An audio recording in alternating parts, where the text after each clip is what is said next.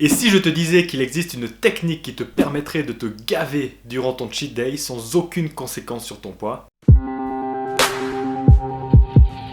Dans son livre The 4-Hour Body, Tim Ferriss explique comment minimiser les dégâts lors d'un gros repas, comme par exemple le repas de Noël. Et pour ce faire, il a un objectif très simple, c'est d'avoir le plus possible de la nourriture absorbée qui va directement dans les muscles ou alors qui est directement éliminée de l'organisme. Alors pour ce faire, Tim Ferriss se base sur 3 principes. Le premier principe est de minimiser la libération d'insuline, qui est une hormone de stockage.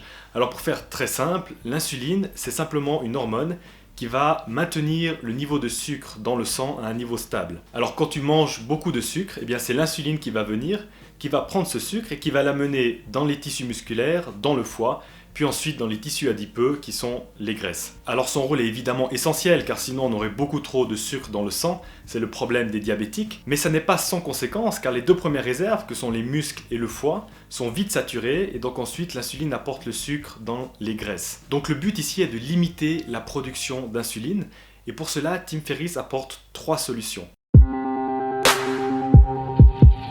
La première solution est de commencer la journée avec un repas léger composé essentiellement de protéines et de fibres.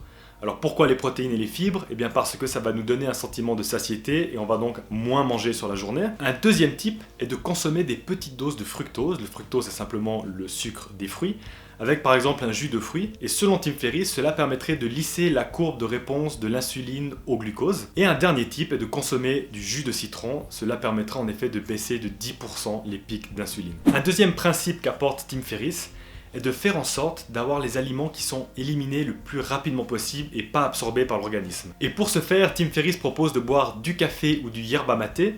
J'ai déjà fait une vidéo sur ce sujet donc je ne vais pas revenir là-dessus. Et Tim Ferriss dit que ça marche et il l'a même prouvé en mesurant le poids de ses excréments avec consommation de yerba maté et sans yerba maté.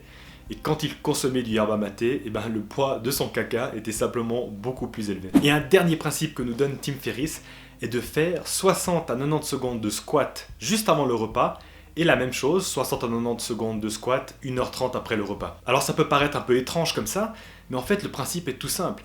Si vous faites ça, vous allez ouvrir les portes des tissus musculaires. Et donc quand vous allez manger, plus les portes des tissus musculaires sont ouvertes, plus le glucose ira dans les muscles au lieu d'aller dans les graisses. Et comme le dit un vieux proverbe chinois, si tu fais 100 pas après chaque repas, tu peux vivre jusqu'à 99 ans. Et faire quelques squats juste avant le repas de Noël ne te demandera pas un si grand effort, mais rappelons-nous, progresser ne se fait pas avec une grande révolution, mais à coup de petits changements. Ciao!